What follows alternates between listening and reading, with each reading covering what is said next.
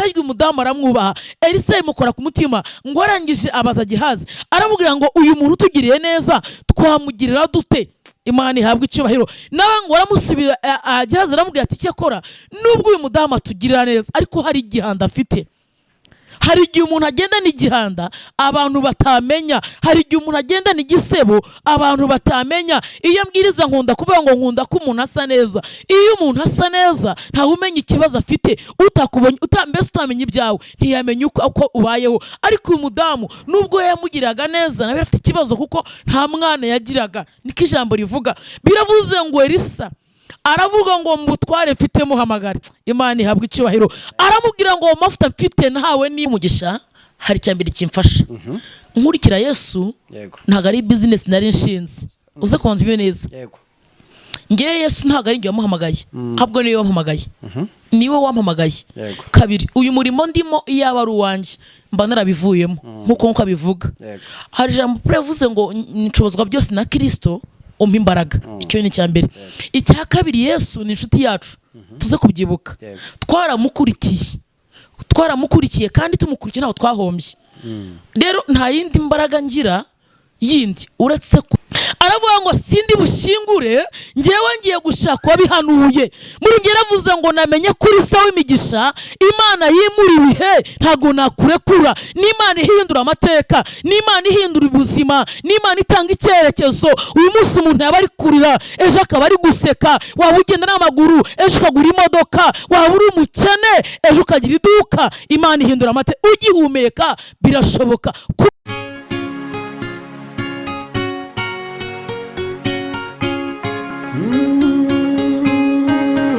Emana we, Yesu we, ingoma yawe ni amamare. Tuhuze kandi tubifurize amahoro y'Imana n'umugisha Imana itanga ubane namwe kandi ubane namwe igihe cyose. Uyu munsi wa none turi n'umunezero wo kubana n'umukozi w'Imana. Mubona kuri kamera yambaye neza arakeye, ubwiza bw'Imana buramugaragaraho. Reka tumusuhuze. Uraho neza mukozi w'Imana? Muraho neza. Yesu ashimwe. Yesu ahimbazwe. Umuntu wese yareba ariko yakumva ijwi agatangira kugira uwo yimajina cyangwa atekereza. Ndagira ngo ubanze wibwira abakunzi bacu kuko abantu benshi barakuzi ariko bazi ijwi, abenshi burya ntabwo bazi isura. Imana ibaho umugisha. Nitwa Pastor Diane. Ndasuza abantu tubona kuri radio Umucyo. Nanabamenyesha ko ngiye kujya nkora kuwa gatatu guhera saa 9 za mu gitondo. Twari tumenye kuwa kane ariko muzaye nkora kuwa gatatu saa 9 za mu gitondo. Ikindi kandi nanjye mfite channel Imana ni Nziza TV. Aho niho ndikora umurimo w'Imana. Ndashimira abantu bemeye kuntumira.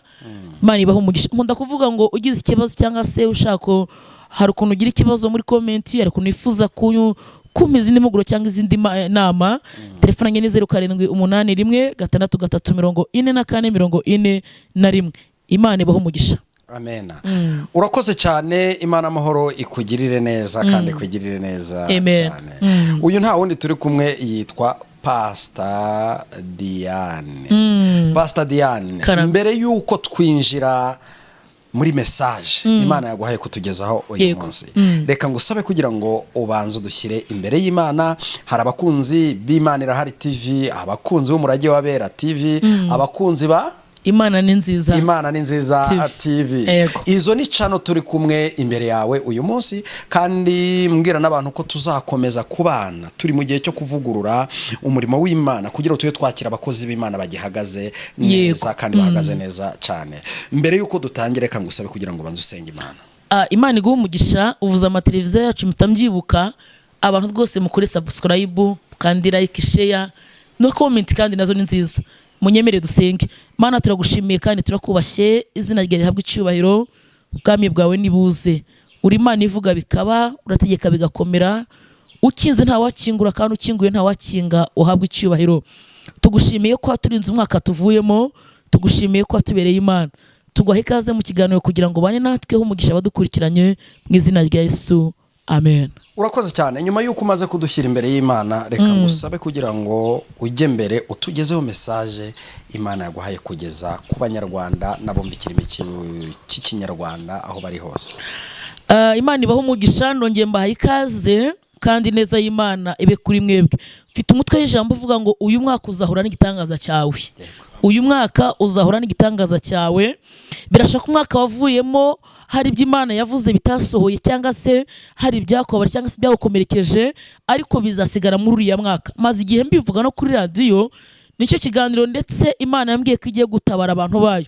N'umwaka w'igihabwa bisobanuye ngo ni igihe Imana izakora bitandukanye n'ibyo abantu badakeka. Ni igihe Imana izahindura amateka, ni igihe Imana izahindura ubuzima, kandi mwene data nkubwire ngo ntago uzahora urira, ntago uzahora ubabaye. Hari igihe umuntu aba n'ibigeragezo akibwira ko atazabivamo, ariko nta joro ridacya, nta joro ridacya, nta manywa atira, nta buzima Imana idahindura. Imana ihindura amateka. Rero Imana ibaho umugisha.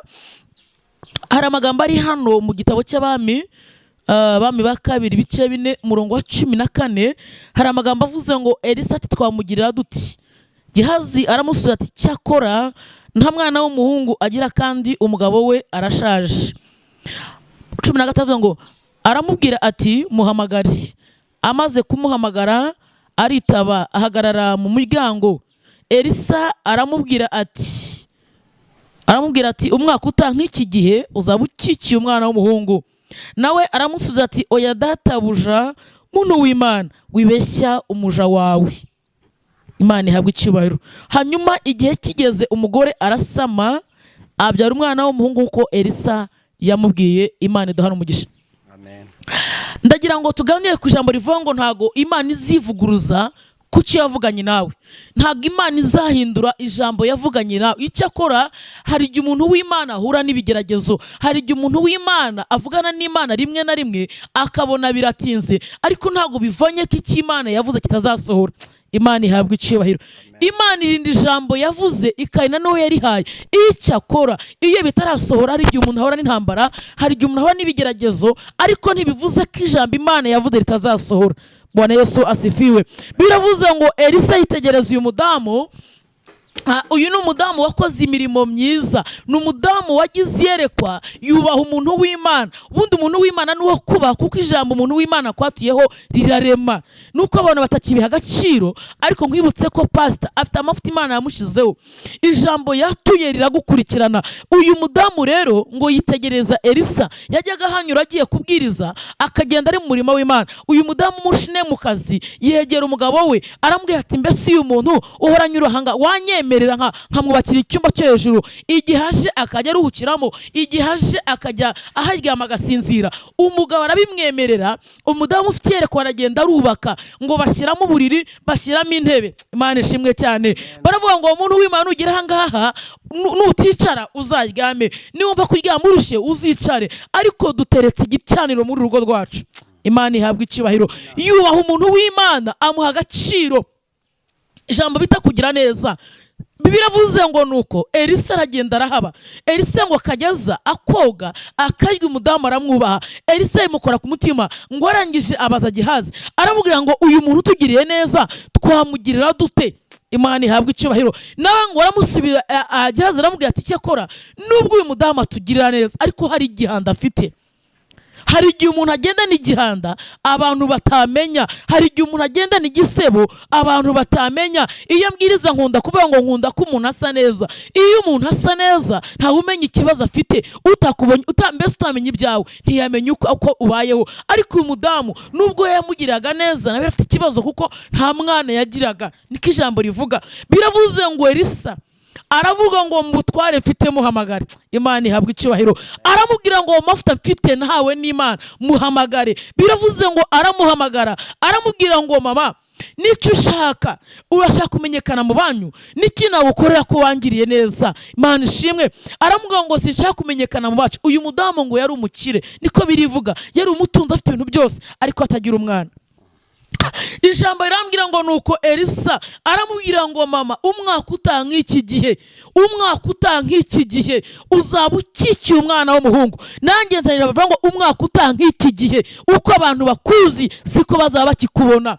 kasubiremo. Yesu yigeze ajya igihe kimwe mu nyanja mu bwato mu bwato ngo arababwira ngo twambuke, ngo ageze mu bwato arasinzira, ngo asinzire intumwa ze ziri kumwe nawe ngo ziragasha amazi yanga, ngo ubwato bushaka kurengerwa, bayora amazi biranga, ngo baragasha biranga mu gitabo cya Luka. Hanyuma ngo baravuga ngo ariko ubundi igihe twaruhiye Yesu ko hari twamukanguye. Yesu ngo akangutse aravuga ngo kuki mudafite kwizera?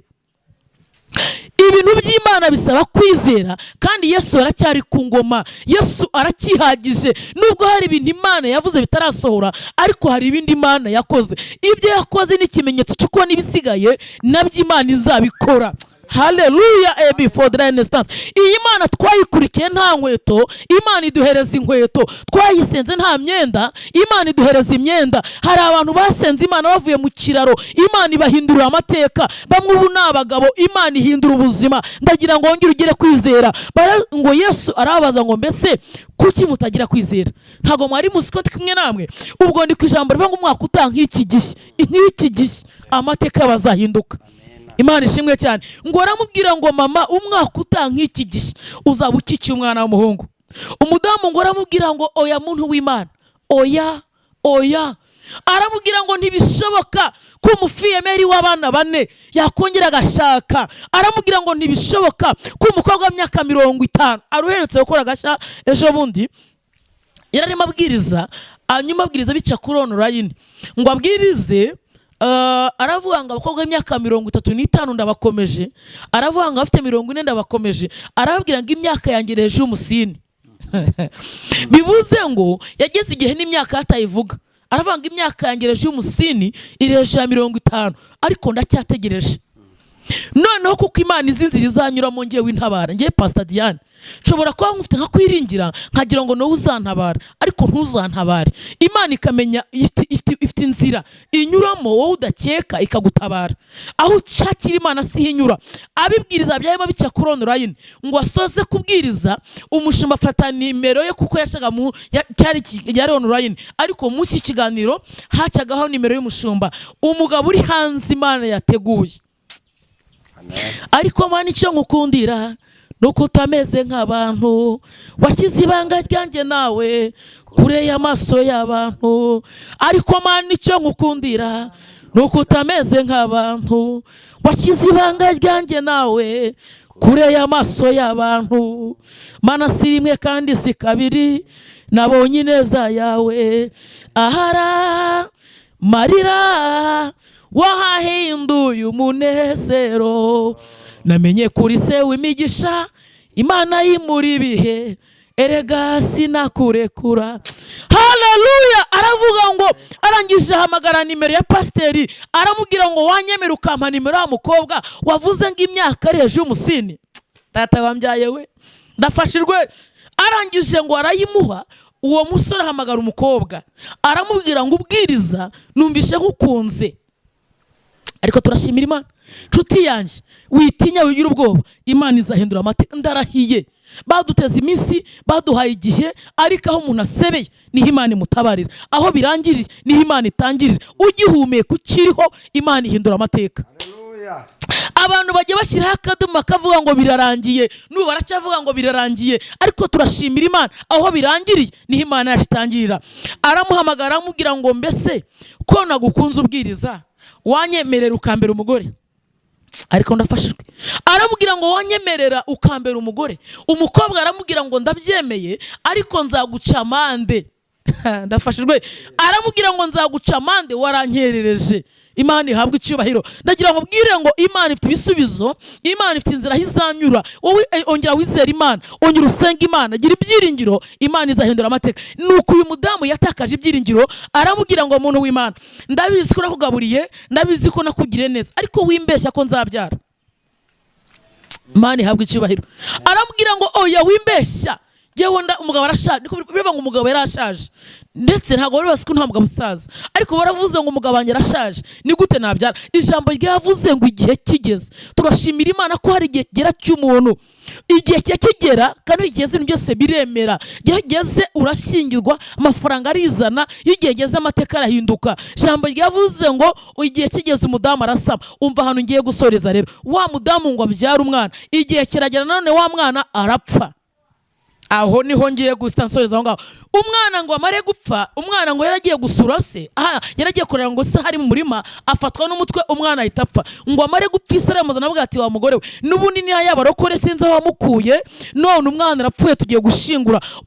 Aravuga ngo sindi bushingure, ngewe ngiye gushaka wabihanuye. Muri ngiye ravuze ngo namenye kuri se w'imigisha, Imana yimura ibihe ntago nakurekura. N'Imana ihindura amateka, n'Imana ihindura ubuzima, n'Imana itanga icyerekezo. Uyu munsi umuntu yaba ari kurira, ejo akaba ari guseka. Waba ugenda n'amaguru, ejo ukagura imodoka. Waba uri umukene, ejo ukagira iduka. Imana ihindura amateka. Ugihumeka birashoboka. Kubukiru nicyo gishoro. Umudamu ngo aravuga ngo ntago ndi bushingure kuko mfite umuntu w'Imana wamuhanuye. Reka nongere nje kumureba. Dufite abantu bamaze kubihamba barashingura, baravuga ngo ari n'abavuga ngo Mana ngo ndakwabariye, Mana nkubohotse. Oya, ijambo Imana yavuze irikurikirana ibihe n'ibihe. Ijambo Imana yavuze iraririnda. Abarokore mwibuke cyane, kuvugana n'Imana ntago bivuze kudaca mu bigeragezo. Kuvugana n'Imana ntibivuze kudaca mu makuba. Hari ibintu Imana yemera ko biba kugira ngo Imana igusubiza bizahesha Imana icyubahiro. Amen. Bibiliya ambwira ngo nuko umudamu ajya gushaka Elisa, aramubwira ngo niwe wamuhanuye none umwana arapfuye, ntago nemera gushingura. Umva igitangaje, bari batangiye gukora ikiriyo, barimo bitegura gushingura. Abandi bavuga bati akozwe n'isoni, turashimira Imana. Aho abantu bavuze ngo turamwaye niho Imana idutabarira. Aho bavuze ngo tuzamubona niho Imana idutabarira. Aho bavuze ngo aho bavuze ngo birarangiye, aho niho Imana idutabarira. Imana yacu habwa icyubahiro. Biravuze ngo umudamu aramubwira ngo ntago ndi bugusige. Ndetse Elisa arabanza yohereza Gihazi. Umudamu aravuga ngo ntago njyana Gihazi, ntago Gihazi yabihanuye. Ndafashijwe. Aravuga ngo ntago yabihanuye, ndashaka wowe wabihanuye, we peke yake tujyane. Ntago nemera gushingura nubwo mwana yamaze gupfa nabibonye, ariko nabonye uhanura. Nabonye najya kubwira ngo nanjye nzanye ijambo rivuga ngo uhumure, niwizera Imana uyu mwaka iyo kanseri Imana izayikiza, iyo diabete Imana izayikiza, ubwo rugo rwasenyutse Imana izarwubaka, Imana izahindura amateka. Ndagusaba kongera kwizera Imana, ndagusaba kongera gukomera, wicika intege mama, papa wicika intege. Uri munangiye musaza wanjye, ntabwo igisubizo cyawe ari gusubira mu byaha, ahubwo igisubizo ni ukwizera Imana. Ibyagukomerekeje byayagira ngo ukomere. Haleluya. Hari igihe umuntu akomereka akagira ngo birarangiye, ariko aho birangiriye ni Imana itangirira. Aho ubona ku munota wa nyuma ukavuga ngo ndapfuye, aho ni Imana yacu ikora. Imana ihabwa icyubahiro. Bibiliya iravuze ngo nuko Elisa umuntu w'Imana aragaruka, asanga abantu barateranye kuko yavuganye n'Imana. Asubira kuri wa mwana, arongera nanone, arongera amuzura, arongera amusubiza nyina. Kakubwira ngo icyo Satani yakunyaze umwaka uvuyemo, uyu mwaka Imana izakigushya. Niba ari akazi kawe Imana izakakugarurira. Niba ari urugo rwawe rwasenyutse Imana izongera irwubake.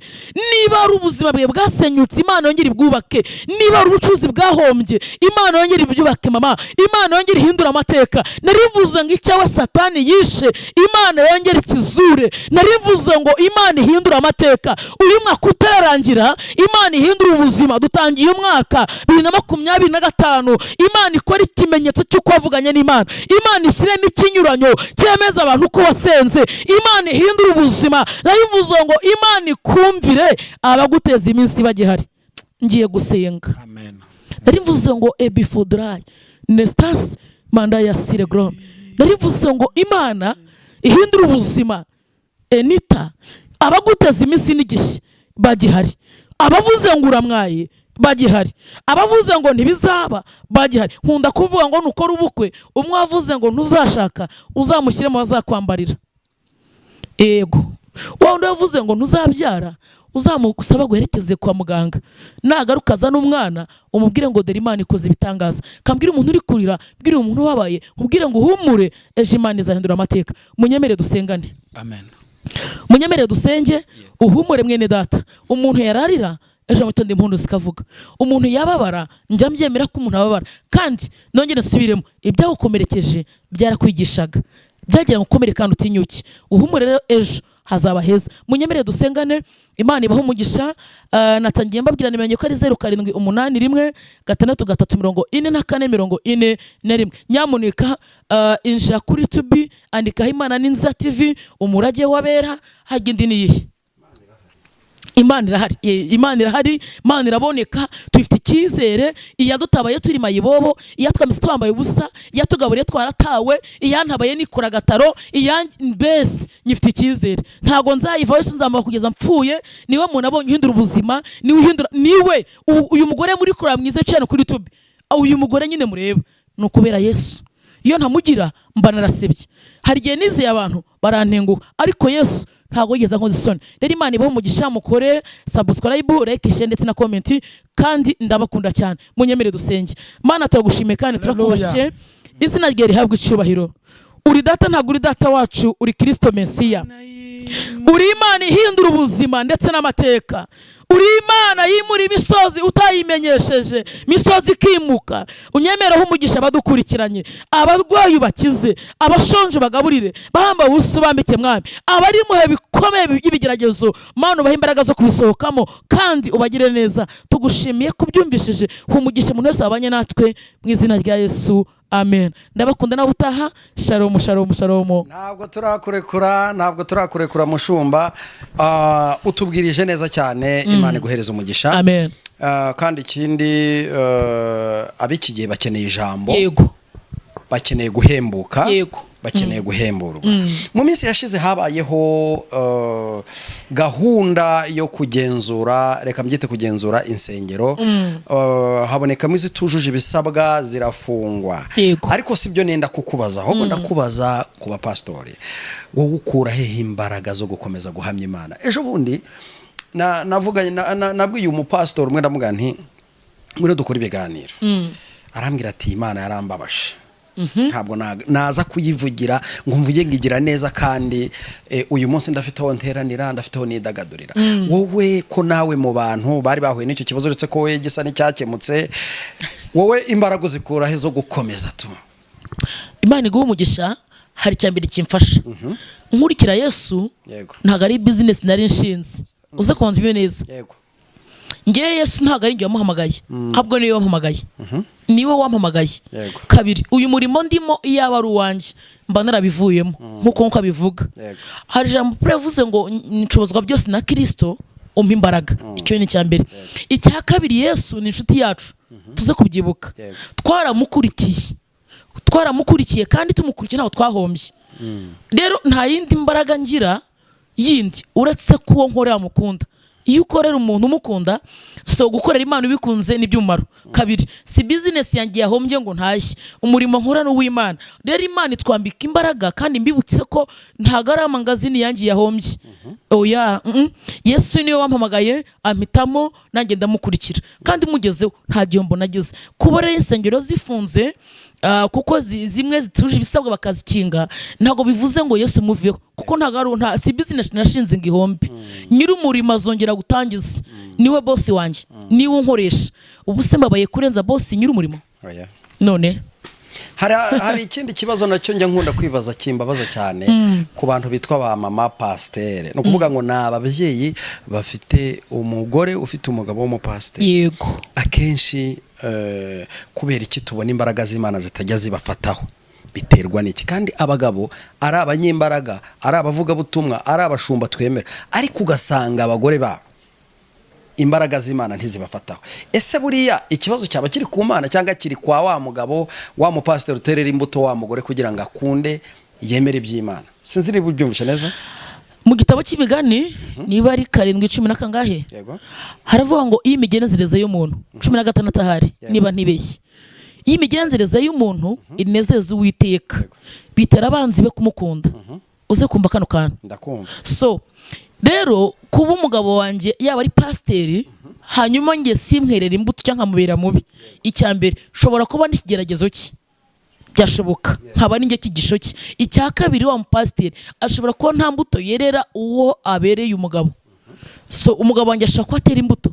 Hari wonge numva ngo bamwe banywa n'amayoga, ashobora ko atera imbuto bigatuma so umugore atamwubaha cyangwa se hazamo izo ntambara niko nyambyumva kuko mu buzima ntago numva umugore wasuzugura umugabo we kandi umugabo ari n'umukozi w'Imana noneho umugabo yubaha Imana ntago nabyemera aho ntago ndibyumvemo neza bazatubwiye muri comment nabo ko babyumva ego nibyo bazatubwira kuko akenshi buriya nanjye nkuko bivuze mpamya ko ikibazo cyo kiri kuri wande wamenye Imana kuko rega n'ubwo ikwiye kwerera imbuto wawe utarayimenya uzi se pastor umva ikintu bibutindeho umuntu w'Imana ni umuntu ukomeye cyane yego kabiri ni umuntu wo kubahwa gatatu akwiye kurinda izina rye kiri kintu zo kucyumva kane arageragezwa gatanu ni umuntu ugenzurwa aho nicaye barahareba sinzi umuntu uhamagaye hirya handi koza kandi ntago nge nari muzi hari aho tugira ngo ntago batuzi Yesu yaravuze ngo muri nzandiko zisomwa na bose cyo na Paul abivuze rero urwandiko ni umuntu ugomba kwirinda uyu mugore wawe ugomba kumwerera kuko wamenye Imana we ntiyayimenye birasanga umwerera imbuto umuhindure aze mugendane kandi rimwe mu ntago byemera ari gihe byanga rero nukwera n'imbuto niko nabivuga ngewe urakoze cyane reka tugushimire bitewe n'amasaha ntibidukundiye ariko nimero za telefone wazitambukije ariko turarekera abakunzi bacu ko tuzagirana ibiganiro ko dukeneye ibiganiro byubaka dukeneye ibiganiro bifiteho bikura abantu nabo bibajyana ego ntekereza ko no ku kiganiro nimero baza kuyibona rwose nta kibazo reka tugushimire wari udukurikiye nimba utarakora subscribe ukora subscribe share ndetse na comment Uwiteka Imana aguha umugisha cyane amen.